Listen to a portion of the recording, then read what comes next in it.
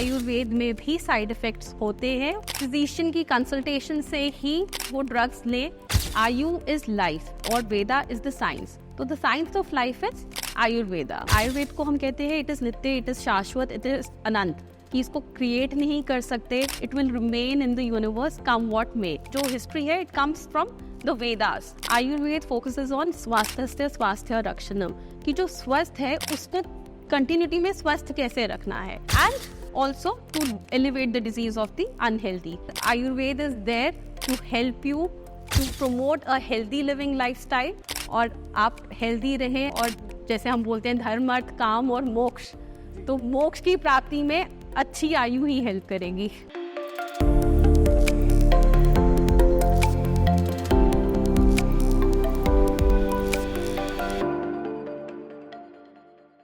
नमस्कार, मैं ऋत्विक महाजन आपका स्वागत करता हूं towards health sponsored by Nimbark organics में।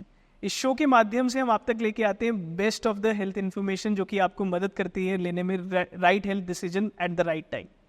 इसी मुहिम में आज हमारे साथ जुड़े हैं डॉक्टर तितीक्षा शर्मा जी, जो कि एक आयुर्वेदा कंसल्टेंट फिजिशियन है। डॉक्टर तितीक्षा से हम जानेंगे आयुर्वेदा लाइफस्टाइल से जुड़े बहुत गहरे राज। तो डॉक्टर साहब, आपका स्वागत है हमारे शो में। Thank you so much. Doctor Titiksha, सबसे पहले मैं जानना चाहूँगा कि आयुर्वेदा साइंस है क्या? So when we talk about Ayurveda, Ayurveda split करके दो वर्ड से बना है, आयु एंड वेदा।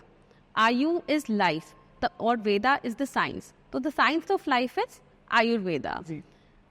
आयुर्वेद का जो अगर हम हिस्ट्री बैकड्रॉप में देखें तो it comes from Brahma ji, और ब्रह्मा जी भी हम ऐसे उन्होंने क्रिएट नहीं किया है। आयुर्वेद को हम कहते हैं इट इज़ नित्य, इट इज़ शाश्वत, इट इज़ अनंत, कि इसको क्रिएट नहीं कर सकते। It will remain in the universe come what मे। वैसे ही जो ब्रह्मा जी थे उन्होंने इसको स्मरण किया था, उन्होंने इसको रिकॉल किया था, उनको क्रिएट नहीं करना पड़ा। जो हिस्ट्री है it comes from the Vedas. So ये अथर्ववेद का एक उपवेद है आयुर्वेद। जी डॉक्टर तितीक्षा। डॉक्टर तितीक्षा, कैसे एक पेशेंट का डायग्नोसिस को आप अप्रोच करते हैं? जब पेशेंट एक आयुर्वेदा डॉक्टर के पास आता है तो किस तरह से आप डायग्नोस करते हैं उसकी प्रॉब्लम और उसको ट्रीटमेंट देते हैं? सी, आयुर्वेद का जो मोटो है ना, it is not just to elevate the disease और पेशेंट को हमें डिजीज फ्री करना है। That is not the only motto of Ayurveda. Ayurveda focuses on स्वास्थ्य स्वास्थ्य रक्षणम, कि जो स्वस्थ है उसको कंटिन्यूटी में स्वस्थ कैसे रखना है, ठीक है, and also to elevate the disease of the unhealthy. तो इन दोनों मोटोज के लिए आयुर्वेद वर्क करता है। इसमें सबसे ज़्यादा ज़रूरी चीज़ क्या हो जाती है, जैसे हम आयुर्वेद में एक सिंपल से एग्जांपल लेते हैं, हम लाइफस्टाइल डिसऑर्डर्स की बात करते हैं आजकल बहुत ज़्यादा, ओबेसिटी, ठीक है। ओबेसिटी होती कैसे है? Sedentary lifestyle, 9 to 5 working job है, we can not move between the jobs, time नहीं मिलता है, एक जगह बैठे रहना है, स्क्रीन के साथ हम ग्लूड है, ठीक है। उसके बाद हम कार में आ रहे हैं, कार में जा रहे हैं, घर जाके जो मिलता है वो खा रहे हैं, है ना। सो इराटिक लाइफस्टाइल है। इन दी एंड 5-6 सालों के बाद हमें ओबेसिटी हो जाती है। तो वो जो ओबीस पर्सन है, आपको उसको पतला करना है या उसको he wants to get rid of obesity, तो कैसे करेगा? वो जिम ज्वाइन करता है, he starts running, walking, whatever cardio, जिससे उसका फैट बर्न हो, है ना। तो इस चीज़ को हम बोलते हैं निदान परिवर्जन। That is the main protocol of Ayurveda. We don't start right away with the medicines. Ayurveda में चिकित्सा जो है सबसे पहले स्टार्ट होती है निदान परिवर्जन से। निदान मीन्स वो पॉजिटिव फैक्टर्स जिससे वो पर्टिकुलर डिजीज हो रही है। जैसे मैंने आपको ओबेसिटी के एग्जांपल से बताया, लाइफस्टाइल मॉडिफिकेशन करके हम उस ओबेसिटी को कम करने का। हम ये नहीं करते कि ओबेसिटी है ये दवाई खा लो, it will cut all your fat. और बहुत सा मिथ जो है लोगों में, यहाँ पे मैं ब्रेक करना चाहूँगी कि एडवर्टाइजमेंट्स रन करती है XYZ, आप टीवी ऑन करें और एडवर्टाइजमेंट मिलेगी कि ये दवाई खाओ और 2 महीने में फैट से छुटकारा पाओ। So that is not Ayurveda. Ayurveda ये नहीं बोलता है कि आप किसी दवाई से आप उसको कम कर लेंगे फैट को, वो नहीं हो सकता, ठीक है। तो आप उसको निदान को परिवर्जन करेंगे। टेक अनदर एग्जाम्पल, आपको कोल्ड है, ठीक है, और आप पटनी टॉप चले जाते हो and then you want good beautiful Instagram pictures, तो आप थिन शर्ट्स में और सिंगल लेयर क्लोथिंग में आप पिक्चर्स क्लिक करवाते हो. So what is it going to do? Cold था ऑलरेडी, ठंड और लग रही है ना, तो वो सारे ऐड करते हैं निदान को और eventually you will fall ill. ठीक है. सो एक पर्सन जो निदान ले रहा निदान परिवर्जन कर रहा है, अगर वो मेडिसिन कम भी लेगा ना तो भी उसको हेल्प हो जाएगी. और एक पर्सन जो निदान परिवर्जन नहीं कर रहा है और मेडिसिन भी ले रहा है वो तो भी ठीक नहीं होगा. सो फर्स्ट इज निदान परिवर्जन, then is the concept of ahara and vihara, जिसे हम लाइफस्टाइल भी बोलते हैं आजकल, कि हम खाना कैसे खा रहे हैं, कैसा हमारा रूटीन है डेली. विहार मीन्स हम कैसे रह रहे हैं, हमारी नींद हम कैसे ले रहे हैं. So that all comes under ahar vihar. And then after that we have aushadh. Okay. So medicine is last. पहले हम लोग निदान और आहार विहार से ही ट्रीट करना चाहते हैं. इसीलिए आपने सुना होगा कि आयुर्वेदिक ट्रीटमेंट लेना है तो डॉक्टर ने बड़ा सारा बोल दिया, ये नहीं खाना है, वो नहीं खाना है. वो इसीलिए बोले हैं क्योंकि आपको ठीक करना है. जी डॉक्टर दीक्षा, आई थिंक बहुत इंटरेस्टिंग है कि अगर लाइफस्टाइल मॉडिफिकेशन से, डाइट मॉडिफिकेशन से ही हम हेल्दी रहने लगे तो medicine is the last stage, जो कि आपने बताया curative stage. Yes. Doctor Diksha, मैं थोड़ा जानना चाहूँगा प्रकृति और विकृति के बारे में. एक बहुत टर्म जो कि आयुर्वेदा में यूज किया जाता है, प्रकृति और विकृति, ये क्या है और कैसे हम इसको आइडेंटिफाई कर सकते हैं अपनी बॉडी में? Yes, definitely. प्रकृति आपने सुना होगा, आपने भी सुना होगा, और हम तो डेली इसको एक्सपीरियंस करते हैं अपने क्लिनिक्स में, ओपीडीज में, कि पेशेंट आता है, डॉक्टर साहब गरम दवाइयाँ मत देना, गरम दवाई ना हमें सूट नहीं करती है, हमारी तसीर गरम है. ठीक है. या फिर कोई चीज़ होगी जैसे आइसक्रीम, ये ठंडी है तो ठंड लग जाएगी, बट आइसक्रीम ठंडी नहीं है, वो उसकी प्रकृति उष्ण है, वो गर्म लगती है बॉडी को. सिमिलरली विथ कोल्ड ड्रिंक्स, हम कहते हैं ना वो ठंडी है, वो ठंडी सिर्फ रेफ्रिजरेटर में है, अदरवाइज उसका जो प्रकृति है दैट इज उष्ण. सो प्रकृति इज बेसिकली, हम कहते हैं बॉडी कॉन्स्टिट्यूशन क्या है एक पर्सन का, एक हेल्दी इंडिविजुअल का. वात पित्त कफ, ये तो आपने सुना ही होगा, 3 स्तंभ है हमारे आयुर्वेद, हमारा बेस ही वात पित्त कफ पे है. वात इज द एयर. ठीक है. जितनी भी बॉडी मूवमेंट्स हो रही हैं, जो भी हम कहते हैं कि अगर वात ऑब्स्ट्रक्ट हो जाए तो वहाँ पे मोबिलिटी कम हो जाती है. तो सपोज आपको जैसे फ्रोजन शोल्डर हो जाता है, ठीक है, अबाहुक जिसे हम बोलते हैं, तो वो वात के उस एरिया में कहीं ना कहीं एक्यूमुलेशन नहीं, उसके रुक जाने से हम मानेंगे, या उसकी इंक्रीज होने से या कम होने से वहाँ से वो डिजीज स्टार्ट हो जाती है. पित्त जो है that is all the fluid, the liquids, जितने भी हमारे प्लेटलेट्स, जो आपका सिस्टम है, ब्लड सर्कुलेशन सिस्टम है, ये सारा जो है ये इसमें आ जाता है पित्त में. और your body heat also, your digestifier also, वो सब पित्त है. कफ जो है वो फ्लेम है बॉडी का. ठीक है. तो हर इंसान जो है वो इन्हीं कॉन्स्टिट्यूएंट से बना हुआ है, बट कोई भी इंडिविजुअल में आपको वो ये ओनली वातिक है ऐसा नहीं होगा, ओनली पित्तिक है ऐसा नहीं होगा, ओनली कफज है ऐसा नहीं होगा. It will be a mix of either both, वात पित्त, पित्त कफ, कफ वात, या फिर समदोष, समग्र, जो कि सन्निपातज, तीनों चीज़ों का मिश्रण होगा. तो जब हमारे पास एक क्लिनिक में पेशेंट आता है तो हम सिर्फ उसका ये नहीं कि हम सिर्फ गेट देख रहे हैं उसका कि कैसे चल कर आ रहा है, या उसकी हम बॉडी कॉन्स्टिट्यूशन देख रहे हैं, हम उसके अलावा ये भी देख रहे हैं इसके नेल्स कहीं ब्रिटल तो नहीं है. जैसे मैं एक सिंपल से एग्जांपल देती हूँ कि टॉल बिल्ट वाला जो पर्सन होगा उसमें कफ ज़्यादा होगा. जो मीडियम बिल्ट है वो पित्तज है, और जो शॉर्ट हाइटेड होगा वो वातज होगा. थिन हेयर है, इजीली ब्रेकेबल, वात बड़ा हुआ है. Shiny glossy hair, thick hair, उस पर कफ होगा, उसकी प्रकृति है. और पित्त वाला होगा तो अर्ली ग्रेइंग ऑफ हेयर, वो पित्त वाले होंगे. तो इस तरह से हम बाकी चीज़ें देखते हैं, और फिर उसका क्यूमुलेटिव, दिस इज प्रकृति परीक्षण इन आयुर्वेदा. ठीक है. ये अलग से इसका एक पूरा परफॉर्मा रहता है जिससे हम पूरी बॉडी कॉन्स्टिट्यूशन डिटर्मिन करते हैं पेशेंट की, वही जिसको हम लोकल लैंग्वेज में तासीर बोलते हैं कि हमारी गर्म तासीर है. तो ये जैसे आपने बात की कि बॉडी कॉन्स्टिट्यूशन को आइडेंटिफाई करने की, ये आइडेंटिफाई करने के लिए अब क्या प्रोसेस, एक तो हो गया पेशेंट काउंसलिंग, इसके अलावा भी कोई ऐसा प्रोसेस होता है जिससे तासीर को आप आइडेंटिफाई करते हैं? हाँ, यही प्रकृति परीक्षण ही हमारा जो मेथड है, इसी से हम तासीर को आइडेंटिफाई करते हैं कि आपके बॉबल्स कैसे हैं, ठीक है, आपका टंग की कोटिंग किस तरह की है, आइस कैसी है, किसी किसी को बहुत ज़्यादा हैंड फीट बर्निंग होती है, या फिर एक नॉर्मल चीज़, आपको ड्राइनेस है तो आपकी स्किन ईजीली स्क्रैच हो जाएगी, अगर आपको कफज होगा तो वो ग्लॉसी शाइनी स्किन वाले होंगे, प्लम्प या जैसे एप्पल चीक्स नहीं बोलते हम, और जिनको पित्त ज़्यादा होगा तो वो लाल हो जाएंगे, हीट निकलेगी, जैसे हाथों से उनको हीट निकलती है, स्वेटिंग होती है बहुत ज़्यादा। तो इन चीज़ों से हमें एक फेयर आइडिया हो जाता है कि बॉडी कॉन्स्टिट्यूशन क्या है, और जब भी ये इनमें इम्बैलेंस आता है तो कोई ना कोई विकृति is any kind of imbalance which is happening in the patient.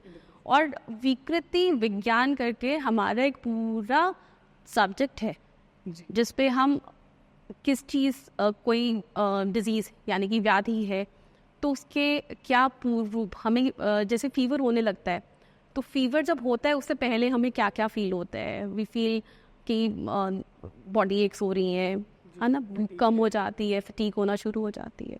फिर जब फीवर होता है तो ऑब्वियसली बॉडी हीट एलिवेट हो जाती है, आपको टेम्परेचर शो हो जाता है। तो पूर्व रूप क्या है, उसके रूप क्या है, कौन से दोषाज विशिएट हुए तो उस कारण वो फीवर हुआ, और फिर उसके बाद उसको कैसे ट्रीट करना है, क्या करना है क्या नहीं करना है, एवरीथिंग इज देयर। ओके जी। डॉक्टर प्रतीक्षा, खासकर कोविड के बाद हम देख रहे हैं लोगों का बहुत रुझान होने लगा आयुर्वेद की तरफ। क्या रोल रहा आयुर्वेदा ट्रीटमेंट्स का कोविड को क्योर करने में? See ministry of AYUSH did a brilliant job Covid के टाइम पे, और प्रोबेबली मुझे ये भी लगता है कि आयुर्वेद की एक वेव आई है पोस्ट कोविड, क्योंकि लोगों को तब पता चला कि अच्छा इसमें हम आयुर्वेदिक मेडिसिन या आयुर्वेदिक औषधियाँ लेने से हम इससे बच सकते हैं। So just to increase their immunity उन्होंने वो लेना शुरू किया। बट यहाँ पे भी एक मिथ है कि Ayurveda is safe, Ayurveda has no side effects.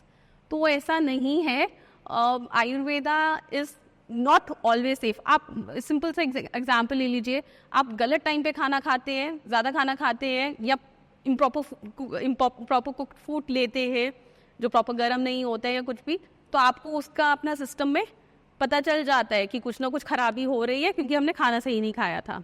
वैसे ही अगर आप एक मेडिसिन बीट आयुर्वेदिक, आप उसको भी इम्प्रॉपर तरीके से लेंगे तो वो अपने रिजल्ट शो करती है। एंड एडवर्स ड्रग रिएक्शन एक पूरी टर्मिनोलॉजी है आयुर्वेदा में जो कि फार्माकोविजिलेंस में रिपोर्ट होता है। और ये एक ट्रायल भी हुआ था कि 84 एडवर्स ड्रग रिएक्शंस रिपोर्ट हुए थे एक पर्टिकुलर हॉस्पिटल में जिन्होंने जब ये ड्रग ट्रायल किया था।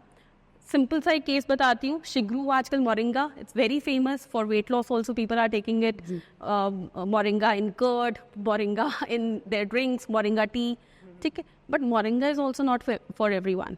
इट्स अ गुड एंटीबायोटिक, मगर मोरिंगा जो है बिस्किट में आया था, जिससे एक पेशेंट को वो बिस्किट जब वो लेती थी तो she used to get some rashes on a back.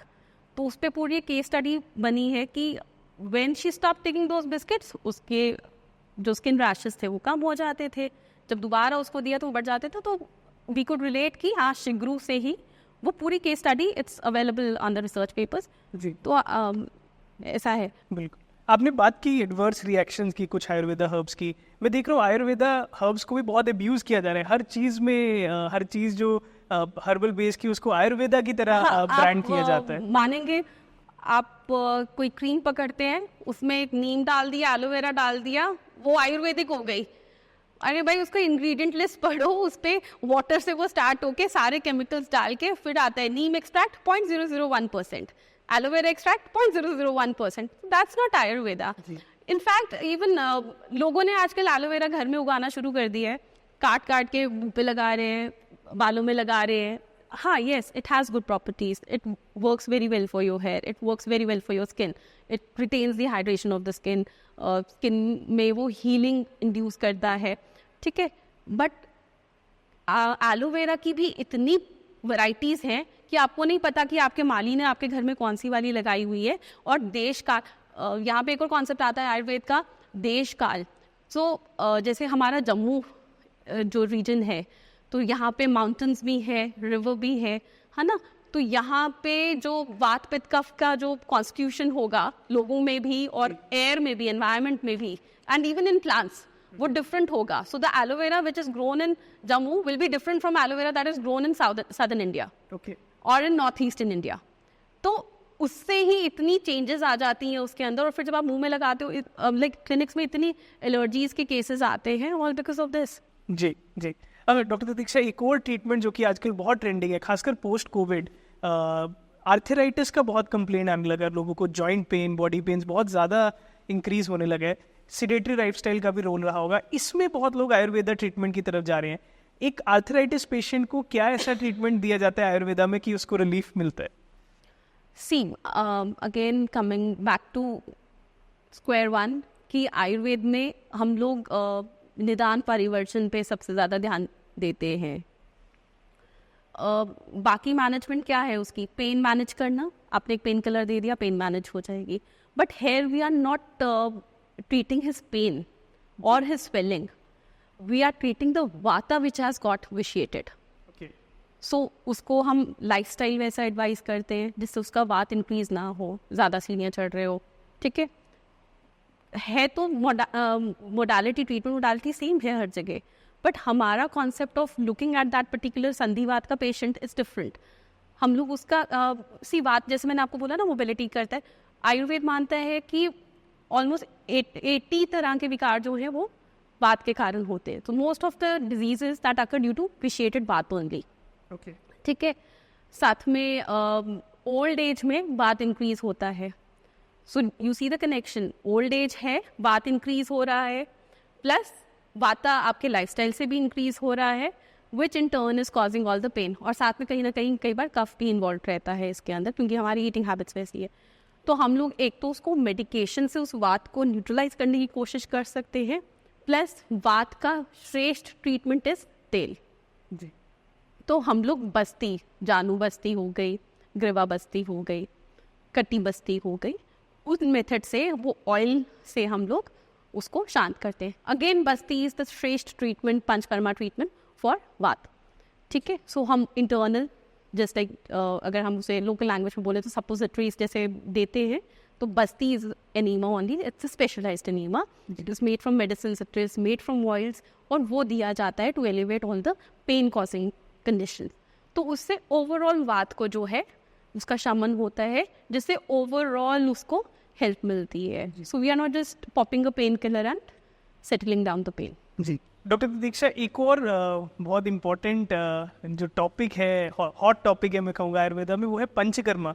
Panchakarma के बारे में हमारे थोड़ा दर्शकों को बताइए कि पंचकर्मा कैसे ले सकते हैं और जम्मू में कौन कौन सी जगह पर पंचकर्मा की फैसिलिटी अवेलेबल? पंचकर्मा बेसिकली 5 कर्म फ्रॉम द नेम इटसेल्फ। तो वमन, विरेचन, बस्ती, नस्यान, शिरोधारा या शिरो विरेचन, तो ये 5 कर्मों का समूह है। इन नॉर्मल टर्म्स हम बोले तो इसमें पूर्व कर्म रहता है, स्नेहन स्वेदन, इसमें हम अभ्यंग करवाते हैं, बॉडी को पहले पूरा नारिश किया जाता है। स्नेहन हम दोनों तरह से करते हैं, बाहर से भी, बाह्य भी होता है, the body massage abhyanga, and internal भी होता है जिसमें हम घृतपान कराते हैं पेशेंट को जी। डिपेंडिंग अपॉन कंडीशन घृत भी अलग अलग होते हैं जी। देन आफ्टर दैट हम लोग उसका स्वेदन, फुल बॉडी स्टीम बाथ जिसको कह लो, और अगर नशे करा रहे हैं तो स्टीम इनहेलेशन होगा उसके अंदर, तो वैसे होता है। फिर उसके बाद जहाँ पे कफ इन्वॉल्व है वहाँ वमन है, जहाँ पित्त इन्वॉल्व है वहाँ पे विरेचन है, जहाँ पे वात इन्वॉल्व है वहाँ पे बस्ती है। एंड शिरोधारा आजकल आपने सुना ही होगा, इनफैक्ट स्पा वेदा में आजकल शिरोधारा की फोटो ही हर जगह लगी होती है, where one is resting with eyes closed, और एक वो धारा यहाँ पे आपके ब्रह्मरंध्र पे गिर रही है, ठीक है। So this is what panchakarma is. Panchakarma facility in Jammu government Ayurvedic hospital में अवेलेबल है जी, तो वहाँ से पेशेंट्स कैन अवेल जी। डॉक्टर दीक्षा, क्या ये जो सारे ट्रीटमेंट्स हैं, क्या ये भी ये जो प्रधानमंत्री जी की योजना है जो उसमें कवर होते हैं इंश्योरेंस पॉलिसीज, उन सब में ये कवर होते हैं Ayurveda treatments? We like our directorate is working on it. जी एंड वेरी सून जब NABH एक्रेडिटेशन और ये सब हो जाता है तो it will be a good news कि जम्मू में भी पेशेंट को ये सारी फैसिलिटी मिलेगी और इसके अलावा भी बहुत ही सब्सिडाइज रेट्स पे ये ट्रीटमेंट अवेलेबल है हॉस्पिटल में. जी doctor Diksha, Ayurveda for weight loss के बारे में बात करना चाहूँगा. आयुर्वेदा फॉलो करते हुए वेट लॉस कैसे कर सकते हैं? यस, सो आयुर्वेदा बेसिकली हम लोग कैसे इनकॉर्पोरेट कर सकते हैं, जैसे मैंने स्टार्टिंग में ही बोला था निदान परिवर्जन. तो आपको we have a sedentary lifestyle, हम लोगों को काम करना है और हमें टाइम नहीं मिलता है, वो टाइम हमें निकालना है. ठीक है, walking in between your work is a good method. ठीक है, योगासन जिनसे हम जब बैठे होते हैं ऑफिस में हम बहुत सारा जंक कंज्यूम भी करते हैं, चाय कॉफ़ी बहुत ज़्यादा हो जाती है, तो ये सारी पाइलअप होती है हमारे गट में, डाइजेशन प्रॉपर नहीं रहता है क्योंकि हम बैठे हुए हैं. ठीक है, तो वी कैन वॉक, कुछ वज्र आसन कर सकते हैं which will hardly take 5 minutes और those 5 minutes will make a cumulative effect और आपका ओबेसिटी कम होगा. नहीं तो बाद में we have some therapies also which we can go for, उससे हमारा ओवरऑल गट क्लीन भी होता है. उद्वर्तन एक ऐसी थेरेपी है काइंड ऑफ पंचकर्मा ही है, उसमें हम रूक्ष अभ्यंग करते हैं पाउडर से. नॉर्मली आपने मसाज ऑयल से ही सुनी होगी, मगर इसमें जैसे यव का पाउडर होता है तो यव चूर्ण से हम पेशेंट को अभ्यंग करते हैं जिससे उसका फैट सेल्स कट होते हैं. ओके जी डॉक्टर दीक्षा, मैं एक और चीज़ जानना चाहूँगा. आपने खाने पीने की बात की. आयुर्वेद में बहुत इंपॉर्टेंस दी जाती है दिनचर्या को. हमें किस टाइम खाना चाहिए, क्या खाना चाहिए, कब सोना चाहिए आयुर्वेद के अकॉर्डिंग, इसके बारे में अगर आप थोड़ा हमें बताएं. यस, बेसिकली आयुर्वेद दिनचर्या, अब I start from this Ritu only. अब जैसे ये ऋतु है 14 मई को बसंत ऋतु खत्म होने वाली है और ग्रीष्म ऋतु स्टार्ट होने वाली है. ठीक है, तो बेसिकली अब एक हफ्ते के अराउंड के टाइम में हमें ये ऋतु संधि का काल मिलेगा, where one season is coming to an end and the other is starting. वो जो 15 दिन का जो वो पीरियड है, एक हफ्ता जो खत्म हो रहा है उसका और जो एक हफ्ता है जो स्टार्ट हो रहा है उसका, that is very crucial for determining any kind of disease जो पेशेंट में हो सकती है, किसी हेल्दी इंडिविजुअल में हो सकती है. जैसे सर्दियों में जो शिशु ऋतु है उसमें हम मानते हैं कि बहुत सारा कफ एक्यूमुलेट हो जाता है बॉडी में.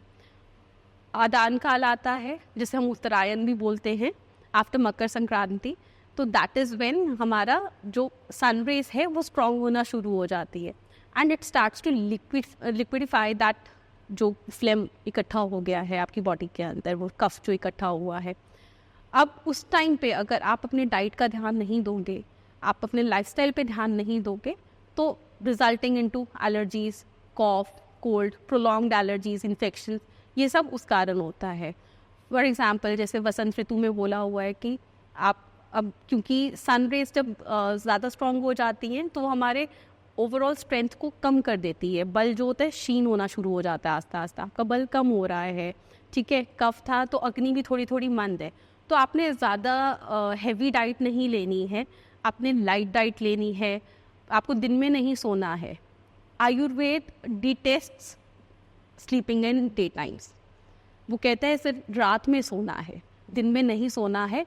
ओनली एक्सेप्शन है ग्रीष्म ऋतु, जब समर्स है तो हमारी बॉडी की स्ट्रेंथ इतनी लो होती है कि उसको रिटेन करने के लिए हम दिन में कुछ देर के लिए शयन कर सकते हैं, बट अदर देन दैट हमें किसी भी ऋतु में दिन में नहीं सोना है. And most of us people are into this habit कि हम दिन में एक नैप लेना पसंद करते हैं when we are not doing something. ठीक है, वैसे ही आहार की आपने बात की, दिनचर्या की बात की. इट सेज कि आप ब्रह्म मुहूर्त में उठे, अपना डेली चोर्स जो है उनको पूरा करें. व्यायाम डेली बोली गई है, आयुर्वेद की दिनचर्या में व्यायाम डेली करनी है.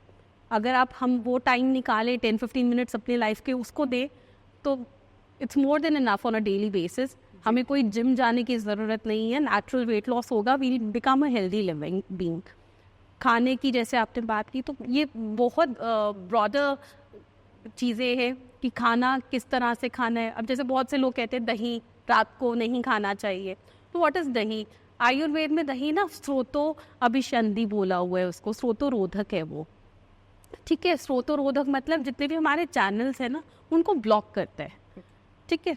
तो अगर आप पतला होने की कोशिश कर रहे हैं और आप दही खा रहे हैं तो कहीं ना कहीं आप पतले नहीं हो पाएंगे। दैट इज़ बिकॉज कि वो कहीं ना कहीं उन चैनल्स को ब्लॉक कर रहा है, ठीक है। अब रात को दही नहीं खाना है, बट आयुर्वेद ने ये भी कहा है कि अगर आप उसका संस्कार कर दें, आप उसको गुणों को चेंज कर दें, आप उसमें पिपली ऐड कर दें, मरीच ऐड कर दें, ठीक है, जैसे काली मिर्च ऐड कर दें, तो उसका जो है गुण वो चेंज हो जाता है, वो संस्कार हो जाता है उसमें, और then you can take it जी। तो छोटी छोटी चीज़ों से it makes major differences when it comes to Ayurveda. Buttermilk का बहुत ज़्यादा ट्रेंड चल रहा है हर मील के बाद, क्योंकि लोगों की गट हेल्थ बहुत अफेक्टेड है, खासकर कोविड के बाद सेडेटरी लाइफस्टाइल से। बटर मिल्क का राइट प्रिपरेशन क्या है, कैसे बटर मिल्क को घर बैठे बैठे तैयार कर सकते हैं? Butter milk is really easy, आप आराम से उसको ले सकते हैं। 2 चीज़ें आपने याद रखनी है, 1 part of curd and 4 parts of water, उसको अच्छे से फेंट लेना है, और भ्रष्ट जीरक जिसे हम बोलते हैं भुना जीरे का powder, that is an essential element of takra, हम उसको तक्र बोलते हैं आयुर्वेद में जी। एंड उसके बाद आप अपना सेंधा नमक ऐड कर सकते हैं, a little pudina powder, and you are good to go जी। डॉक्टर प्रतीक्षा, गर्मियाँ आ रही है, किन चीज़ों का खास ध्यान रखना चाहिए हमें अपनी दिनचर्या में? यस, गर्मियाँ आ रही हैं तो क्योंकि हमारा बॉडी का जो ओवरऑल स्ट्रेंथ है वो कम हो रहा है, तो हमें सबसे पहले ध्यान रखना है कि we have to keep ourselves hydrated. Hydration के लिए आयुर्वेद में पानक बोले गए हुए हैं, जैसे बेल का शरबत हो जाता है, आम का पन्ना तो सब पीते हैं, everybody knows about it. Other than that chincha panaka is there. चिंचा मीन्स इमली, तो इमली से एक ड्रिंक बनाई जाती है, sattu we can drink in summers. उसके अलावा खाना हमें हल्का भोजन करना है, या फिर अगर हम आयुर्वेद में जो अगर ग्रीष्म ऋतुचर्या जैसे बोली हुई है तो उसमें बोला गया है कि जब भूख लगे तभी खाना है। सो ओवर ईटिंग जिसे हम बोलते हैं, तो वो भी is a major cause of obesity also, gastric related issues also, digestive issues also, even constipation also.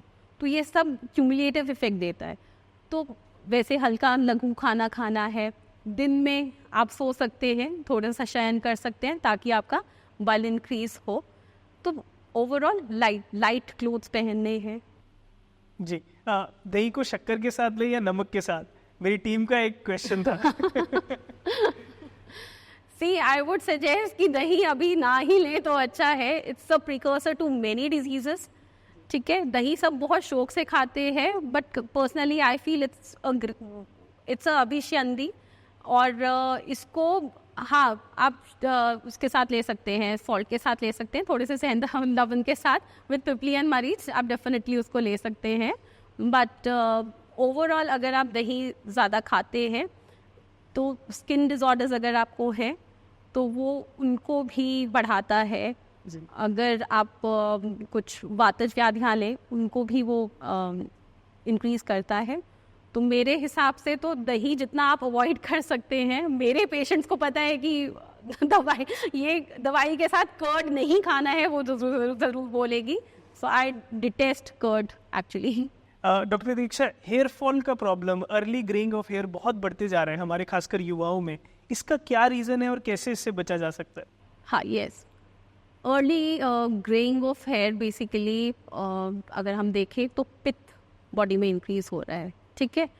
जो ये जो युवा वाला स्टेज होता है ना, यूथ, तो इसमें बॉडी में ऑटोमेटिकली पित्त इंक्रीज हो रहा होता है उस फेस में।